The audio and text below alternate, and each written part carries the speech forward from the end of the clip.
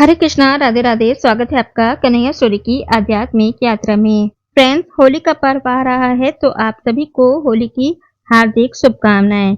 इस साल होली पर भद्रा का साया और चंद्र ग्रहण का साया है, तो होली की तारीख को लेकर कंफ्यूजन है। तो आज इस वीडियो में हम जानेंगे कि होली कब मनाई जाएगी, होली का दहन कब किया जाएगा और होली की पवित्र अग्नि में ऐसी कौन सी 5 चीजें आपको अवश्य डालनी चाहिए जिनसे आपके घर से नकारात्मकता दूर होगी और सुख समृद्धि का वास बना रहेगा। तो आइए जान लेते हैं। होली हिंदू धर्म का प्रमुख पर्व है। पूरे देश में इसे रंग, उमंग और भाईचारे के साथ मनाया जाता है। हर साल फागुन मास की पूर्णिमा के बाद चैत्र मास के कृष्ण पक्ष की प्रतिपदा तिथि को रंगों वाली होली खेली जाती है और उससे एक दिन पहले होलिका दहन किया जाता है। साल 2026 में होली की तारीख को लेकर लोगों में थोड़ी उलझन बनी हुई है कि होली कब है, 2 मार्च या 3 मार्च को। तो आइए जान लेते हैं कि होली का पर्व कब मनाया जाएगा, होलिका दहन की सही तारीख क्या है, शुभ मुहूर्त क्या है और रंगों वाली होली कब खेली जाएगी। तो आइए जान लेते हैं। उससे पहले जान लेते हैं कि पूर्णिमा कब है। फागुन पूर्णिमा तिथि की शुरुआत 2 मार्च 2026 को शाम को 5:55 से होगी और समापन 3 मार्च को शाम को 4:40 पर होगा। तो फागुन पूर्णिमा 3 मार्च को मनाई जाएगी। इसी दिन फागुन पूर्णिमा का व्रत रखा जाएगा और स्नान दान की पूर्णिमा भी 3 मार्च को ही मनाई जाएगी। अब आइए जान लेते हैं कि होली कब है। तो होली पूजन 2 मार्च दिन सोमवार को होगा। होलिका दहन 3 मार्च दिन मंगलवार को किया जाएगा और रंगों वाली होली 4 मार्च दिन बुधवार को मनाई जाएगी, क्योंकि इस बार होली पर भद्रा और चंद्र ग्रहण का साया है। तो ये जान लेते हैं कि भद्रा कब से कब तक है। भद्रा 2 मार्च की शाम को 5:55 से शुरू होकर 3 मार्च की सुबह 5:30 बजे तक रहेगी। तो भद्रा काल में कोई शुभ कार्य नहीं किए जाते हैं, इसलिए होलिका दहन भद्रा समाप्त होने के बाद ही किया जाएगा।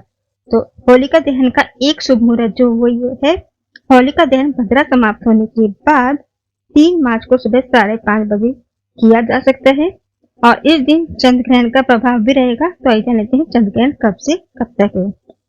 चंद्र ग्रहण का प्रभाव 3 मार्च 2026 को चंद्र ग्रहण भी लगेगा, जो कि भारत में चंद्रोदय के साथ ही शाम को 6:26 से शुरू होकर शाम को 6:46 तक रहेगा, जबकि विदेशों में यह दोपहर में 3:21 पर शुरू हो जाएगा, क्योंकि वहां पर उस समय चंद्रोदय हो चुका होगा।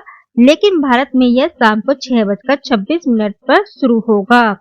यह ग्रहण भारत में दिखाई देगा और चंद्र ग्रहण का सूतक काल 9 घंटे पहले शुरू हो जाता है, इसलिए ग्रहण का सूतक काल सुबह 9:39 से शुरू हो जाएगा। इसी कारण 3 मार्च को रंग खेलने की होली की परंपरा नहीं होगी। अब आइए जान लेते हैं कि होलिका दहन कब किया जाएगा। होलिका दहन का एक शुभ मुहूर्त जो मैंने आपको पहले बताया कि 3 मार्च को सुबह 5:30 बजे किया जा सकता है और सूतक शुरू होने से पहले, यानी कि 9 बजे से पहले। और दूसरा शुभ मुहूर्त है 3 मार्च को होलिका दहन का शुभ मुहूर्त चंद्र ग्रहण समाप्त होने के बाद शाम को 6:48 से रात को 8:50 तक रहेगा। इसी समय विधि विधान से पूजा और दहन करना शुभ माना गया है।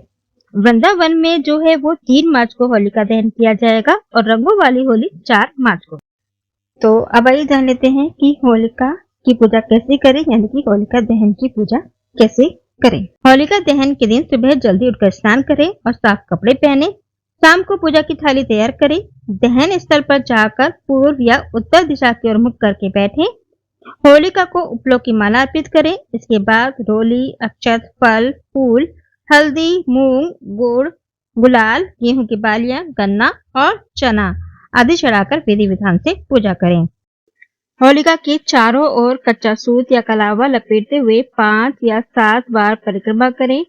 ओम होलिकाय नमः मंत्र का जाप करें। परिवार की सुख समृद्धि और बुरी शक्तियों के नाश की प्रार्थना करें। अगले दिन होलिका की राख को तिलक के रूप में लगाना भी कई जगह शुभ माना गया है। अब आइए जान लेते हैं कि होलिका की पवित्र अग्नि में कौन सी 5 चीजें आपको अवश्य ही अर्पित करनी चाहिए। नंबर 1, गेहूं की बाली। होलिका में गेहूं और जौ की कच्ची बालियां अर्पित करने से घर में कभी भी अनाज की कमी नहीं होती।